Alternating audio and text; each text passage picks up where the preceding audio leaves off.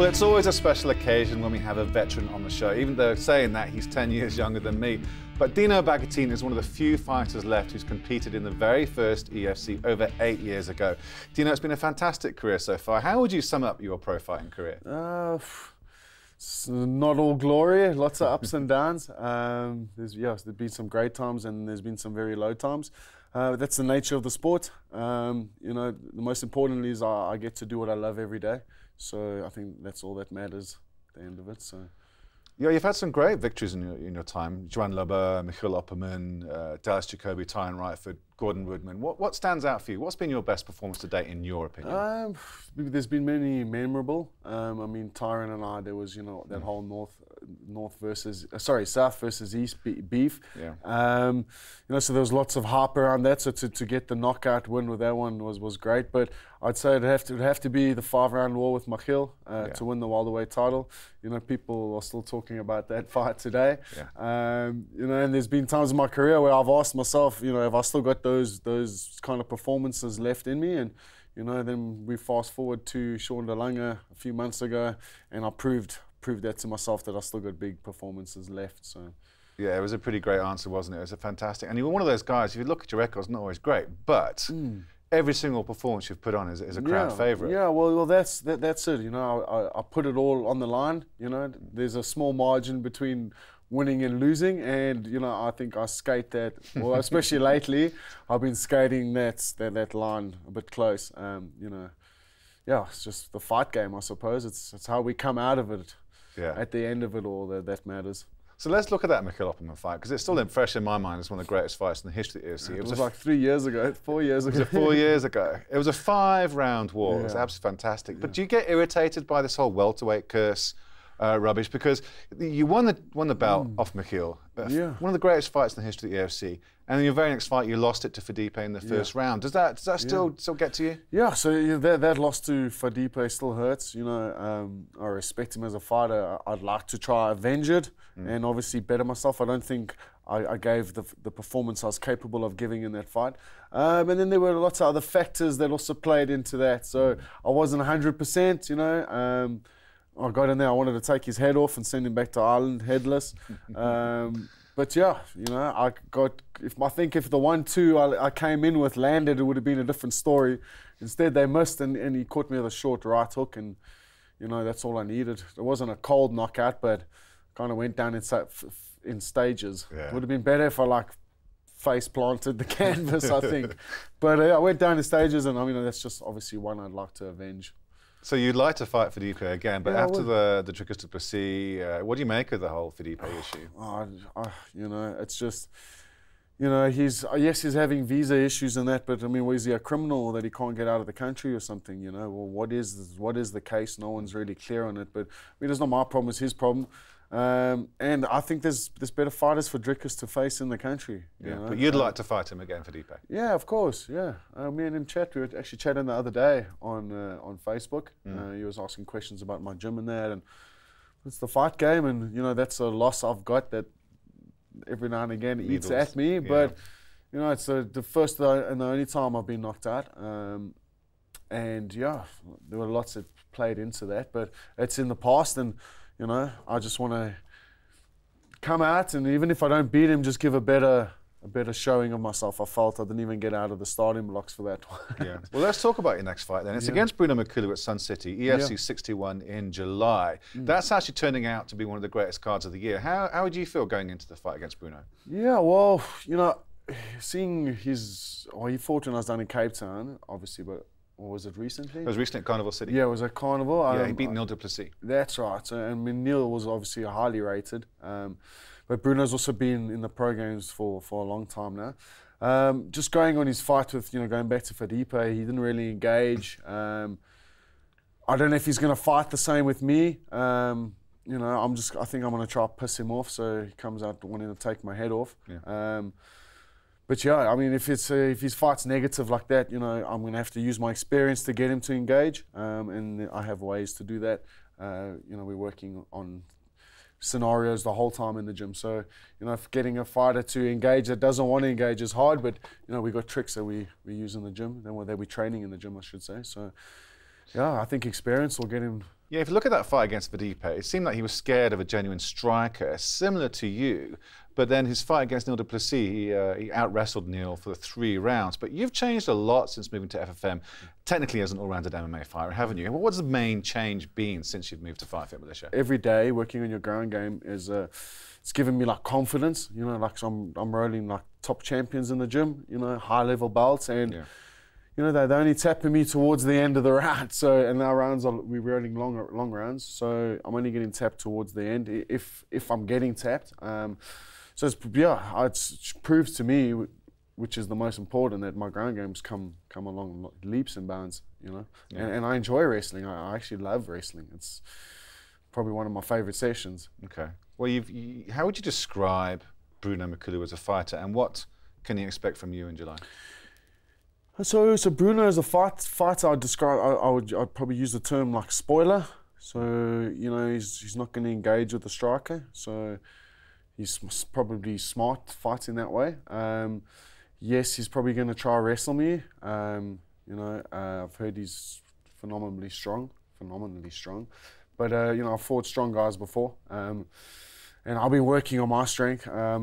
I'm not scared to go to the ground. If we clinch and wrestle, we're going to clinch and wrestle. But obviously, you know, I'm going to give the crowd what the crowd wants, and that's blood and punches and kicks and elbows and fury. That's what they want, and that's what I'm going to deliver. I got to say, we are due a Dino the Lion Bagattin knockout. I've got to be honest with you. But you're coming off 3 losses. Yeah. Does that put any extra pressure on you? Yeah, massive pressure. Massive pressure. I'm a fighter. I'm a competitive person, and losing is just not what I'm in this for. So, you know, people, social media as of late. Our loudmouths across the sea there, you know, calling me bums and stuff like that. But when you look at how many fights I've had, and you know, we said it earlier, I've never not come to fight. You know, even when I got knocked out, I arrived there to fight. And even, I mean, you know, you look at the guys that have tapped me out lately. You know, why have they gone to the ground? Because, you know, Drickers wanted to stand with me. Well, he was going to prove just how good his stand-up was, and we ended up going to the ground. And Cam, I always knew was going to shoot eventually. And then, I mean, it was the only one really was Sean who wanted to trade with me. So what I'm expecting from Makulu is like a hard fight. I know he's going to be training. I mean, beating me is going to put him, you know, in the mix up at the top somewhere. Me beating Makulu is, you know, going to put me perfectly in line for my next bout in November. So, you know, I got to get back to winning ways. I am feeling the pressure. I hate losing, you know, whether it's in the gym, in the cage, competitively, or just for fun. You know, I hate losing. It's interesting you talk about the Drickers fight, because, and I ask you honestly, if you think that fight had gone 1 extra round, do you think you would have taken it? Yeah, I honestly believe I would have. Was it a guillotine choke? No, it was a rear naked choke. Yeah, it was a rear naked choke. But I do feel I could see him getting tired. When I started landing my strikes, my elbows, when he was coming in, I could see straight away he didn't want any of that. But yeah, we fighters, we're always going to try, you know, avenge our losses, or you know, say we had a better chance when we lost. But you know, I take it like a man. I moved on. But yeah, give me another round, and I'm pretty sure I would have beaten him. And he'll probably say if he had another round, he would have knocked me out. So, you know, only one way of finding out. There's only one way of finding out. But I need to get back up to the top first. So, you know, and that all starts now with Makulu. You also talked just about foreign voices on social media. I want to take you back to UFC 59, because I see you cage side there during the Azzy Thomas fight, giving it all that, and then calling out Joe Cummins. What's the deal with him? What actually happened? Were you trying to hype future bouts, or did things get a bit out of hand? You know, I think with the whole Azzy thing, to start off, I knew what I was doing. So I knew I'd get under his skin. I lived in the UK for 10 years, so I know how they are, I know how they react. I proved it by his reaction. I was just making a bit of hype. You know, he was fighting, you know, the Botha brother. It was not Pierre. It was a Pierre. Yeah. So he's fighting a youngster. You know, just not really English isn't really his first language. He's trying to do a little bit of hyping on his part and on EFC's part. And yeah, and then just his response and all of that got under my skin. And then as soon as you started calling me a bum, you know, that's when I get upset. No one likes being called a bum, especially when you dedicate your life to the sport. And then, you know, EFC put up a clip of him saying, you know, he wants me to come to Wayne because he'll give me a slap and all of that and blah, blah, blah. And I couldn't make it to Wayne because I was opening up my gym. And congratulations, by the way. Thanks a lot. I was getting my gym in order, but I made it to the fights. And, you know, after he lost, you know, I smiled at him and had a little bit of a chirp and flipped him the bird. And that's all it was. You know, it was a bit of hype. And, you know, he's come and said, I drank Dino, blah, blah, blah. I don't drink cage side. And I only drink in the bar afterwards. Yeah. And as he obviously doesn't know me, like the rest of the South African fans know me, I don't need to be drunk to act like that. Yeah. So, yeah, you know what you're doing. Yeah. And what's going on with Joe Cummins then? Because you called him out as well that night, didn't you? No, Joe actually called me out. Joe called you out on social media. On social media there. He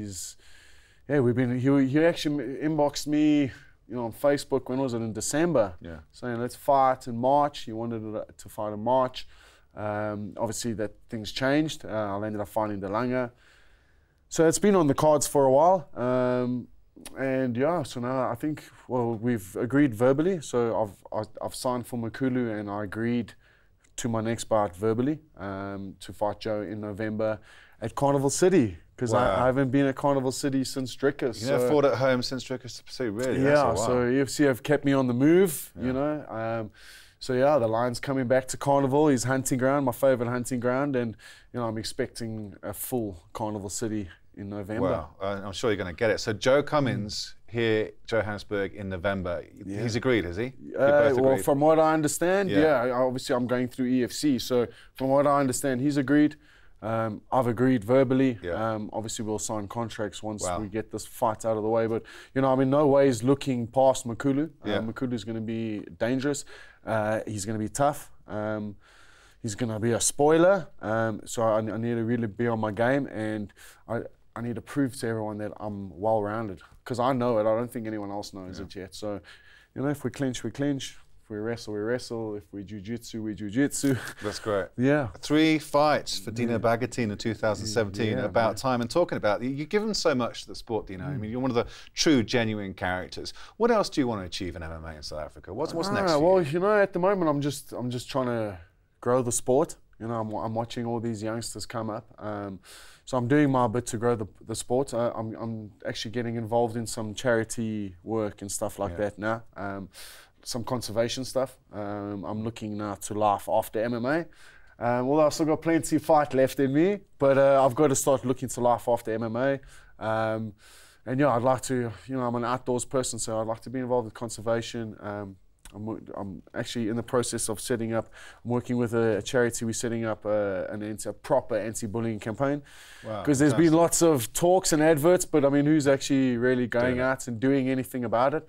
So I'm getting involved with, you know, projects outside of MMA, but using my MMA platform to make awareness of all these things.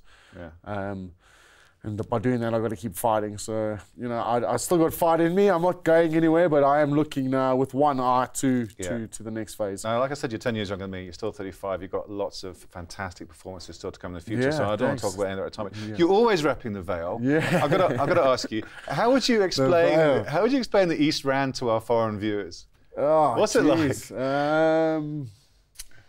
Jeez, how do I describe it to the foreign view? You're obviously very proud. That's a good question. I'm proud of where I came from.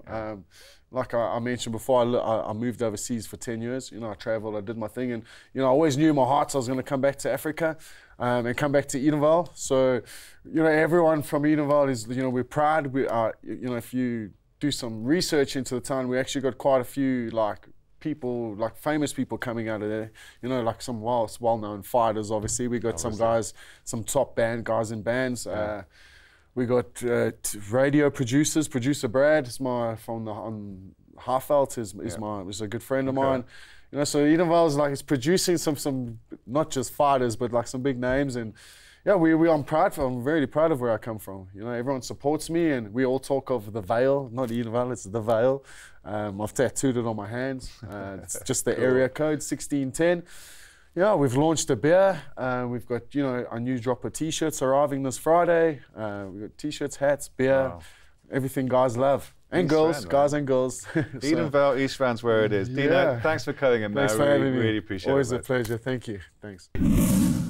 Well, that's your lot for this week's episode of The Clinch. Don't forget you can get hold of us through all the usual social media accounts. If there's anything whatsoever that you want to share or you want to see, please do get hold of us. Join me next week for more insight, features and interviews. Thanks for watching. Be good.